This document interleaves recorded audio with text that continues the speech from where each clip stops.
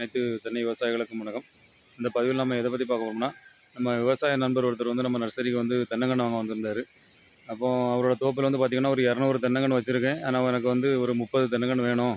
ஒரு 30 தென்னங்கன்று பழுது போயிடுச்சு. அதுக்காக 30 தென்னங்கன்று வேணும்னு கேட்டிருந்தாரு.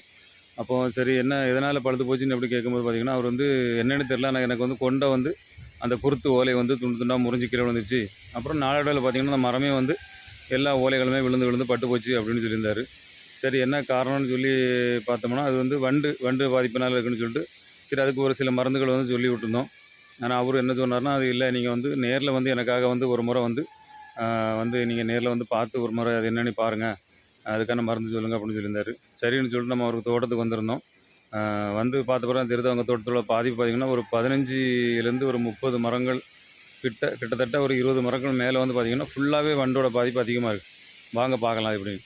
நீங்க பார்த்தீங்கன்னா தெரியும் உங்களுக்கு அந்த தோப்புலேருந்து பார்த்தீங்கன்னா, ஒரு பெரிய மரம். ஒரு 30 அடி மரம் இருக்கும். அந்த 30 அடி மரம் பார்த்தீங்கன்னா, கொண்டே இல்ல. கொண்டே இல்லாம எல்லா ஓலைகளுமே வந்து பார்த்தீங்கன்னா, துண்டா முறிஞ்சு கீழ விழுந்து வெறும் மரம் மட்டும் தான் நிக்குது.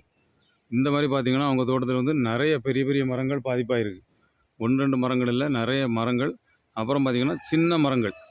சின்ன ஒரு 2 வருஷம் இப்ப அந்த வண்டு இனங்கள்லயே பார்த்தீங்கன்னா, மிகவும் வந்து ஆபத்தான வண்டுதுன்னு பார்த்தீங்கன்னா, இந்த சிவப்பு நிற கூன் வண்டு தான். இப்ப இந்த மரங்கள்ல அதிகமா பாதிப்பு இருக்குது பார்த்தீங்கன்னா, இந்த சிவப்பு நிற கூன் வண்டு தான். இப்ப பாருங்க. நான் உள்ள இருக்குது பார்த்தீங்களா? இதில உள்ள இந்த வண்டு தான் சிவப்பு நிற கூன் வண்டு. இந்த வருது பாருங்க.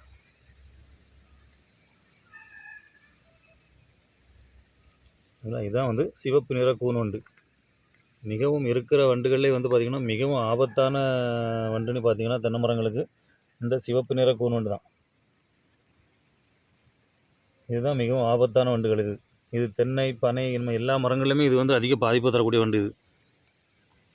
இந்த வண்டுகள் பார்த்திங்கன்னா, நம்ம வந்து ஒரே நாள்லேயோ இல்லை ஒரு வாரங்கள்லேயோ நம்ம மரத்தை வந்து இந்த அளவுக்கு வந்து பாதிப்பு உள்ளாக்காது. இது பார்த்திங்கன்னா, இது வந்து முதல்ல பார்த்திங்கன்னா, அந்த இனப்பெருக்கம் முடிஞ்ச அந்த வண்டு வந்து பார்த்திங்கன்னா, நம்ம மரத்தில் வந்து ஒரு சின்ன துளையிட்டு தான் அது முதல்ல உள்ளே போகும். போனதுக்கப்புறம் அதோட முட்டைகளை வந்து அந்த மரத்தில் பார்த்திங்கன்னா, இந்த மாதிரி அந்த நம்ம மரங்கள்லேருந்து எடுத்து அந்த கூழ்கள்ம்பாங்கள்ல அதுலேருந்து உள்ள எடுத்து இந்த மாதிரி முட்டைகள் மாதிரி உருட்டி உருட்டி பார்த்திங்கன்னா, இதுக்குள்ளே தான் பார்த்திங்கன்னா அதோட முட்டைகள் இருக்கும். அந்த முட்டைகள் இதை உள்ள ஓப்பன் பண்ணி பார்த்திங்கன்னா, இதை பிரித்து பார்த்திங்கன்னா தெரியும். இதுக்குள்ளே தான் பார்த்திங்கன்னா அந்த முட்டைகள் இருக்கும் உள்ள. இந்த முட்டைகள் தான் அப்புறம் நமக்கு புழுக்களாக வந்து உருவாகி, அந்த புழுக்கள் தான் நம்ம மரங்களை வந்து டோட்டலாகவே இருந்து திங்கிறது பார்த்திங்கன்னா, அந்த புழுக்கள் தான். இப்போ பாருங்கள், இந்த இதை பார்த்திங்கன்னா இந்த இதுக்குள்ளே தான் அந்த புழுக்கள்லாம் இருக்குது பாருங்கள். இதுதான் நம்ம அந்த வண்டோட வந்து புழு உள்ளேருந்து வருது பார்த்திங்களா? இதுதான் பார்த்திங்கன்னா அந்த நம்ம அந்த புழுக்கள். இந்த புழுக்கள் தான் இது வந்து ஒரு சின்ன புழுவாக தான் முதல்ல உருவாகும். இந்த புழுக்கள் வந்து நம்ம மரங்களை வந்து எவ்வளவு உள்ளேருந்து திங்க முடியுமோ அந்த அளவு அந்த குருத்துகளை வந்து தின்னு தான் இந்த அளவு பெரிய வண்டுகளாக வந்து இந்த பெரிய புழுக்களாக உருவாகி அதுக்கப்புறம் தான் அது வண்டாக மாறும். இப்படி இதில் பார்த்திங்கன்னா இந்த ஒரு சின்ன இதிலே பார்த்திங்கன்னா இத்தனை புழுக்கள் இருக்கு உள்ள. இந்த கொண்ட மரத்தோட இது பார்த்திங்கன்னா ஃபுல்லாகவே உள்ளே வந்து பார்த்திங்கன்னா இந்த புழுக்கள் தான் உள்ள.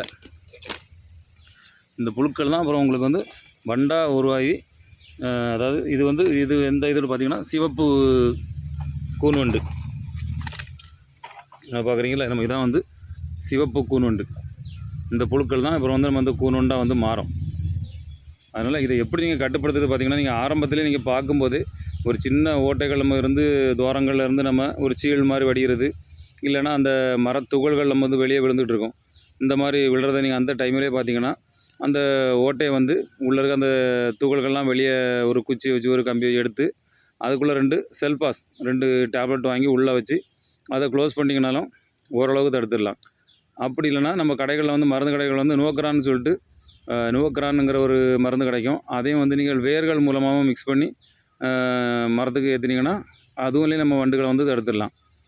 இல்லை நம்ம இயற்கையான முறையில் தடுக்கணும்னு பார்த்திங்கன்னா, நம்ம இனப்பொறிகள் நம்ம சொல்லி பார்த்திங்கன்னா நம்ம கடைகளில் கிடைக்கும் இனப்பொறிகள். அந்த மாதிரி அந்த இனப்பொறிகளை வாங்கி நீங்கள் உங்கள் தோட்டங்களில் ஆங்காங்கே வச்சிங்கன்னா இந்த மாதிரி பாதிப்புகள்லேருந்து நீங்கள் நம்ம மரங்களை வந்து ஓரளவுக்கு பாதுகாத்துக்கலாம். இல்லைனா இப்போ பாருங்கள், இந்த மரம் வந்து ஒரு 2 வருஷம் நம்ம கஷ்டப்பட்டு ஒரு 2 வருஷம் வளர்த்ததில் எந்த பிரயோஜனமும் இல்லை. இந்த சிவப்பு கூன் வண்டு பார்த்திங்கன்னா இருக்கிறதுலே ரொம்ப மோசமான ஒரு அதிகத்தரமான பாதிப்பு வர்றதுக்கு தென்னை மரங்களுக்கு பார்த்திங்கன்னா இந்த சிவப்பு கூன் வண்டு தான். அதனால் ஒரு சின்ன துகள்கள் இருக்கும்போதே அதை கண்டுபிடிச்சி இந்த வண்டுகளை வந்து அழிச்சிருங்க.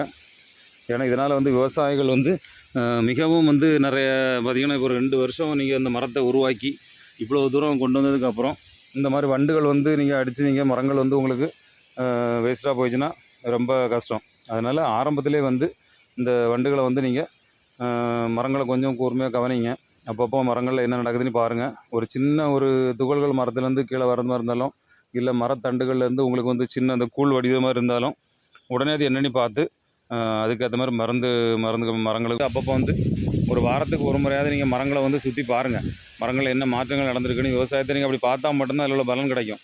இப்போ இந்த மரங்கள்லாம் வந்து பார்த்திங்கன்னா ஆரம்பத்திலே பார்த்துருந்தா இதெல்லாம் நம்ம காப்பாற்றிருக்கலாம். இப்போ ஃபுல்லாகவே வண்டு வந்து உள்ள வரைக்கும் உள்ள வரைக்கும் இருக்குது. நம்ம இப்போ ஆல்ரெடி பார்த்த மரத்தில் அதே மாதிரி தான் இந்த மரமும். அந்த மரத்துல இது தான் உள்ள வரைக்கும் அடியில் வரைக்கும் துளையிட்டு குருத்து வரைக்கும் அந்த வண்டுகள் எல்லாமே பாதித்து தின்னுடுச்சு எல்லாமே.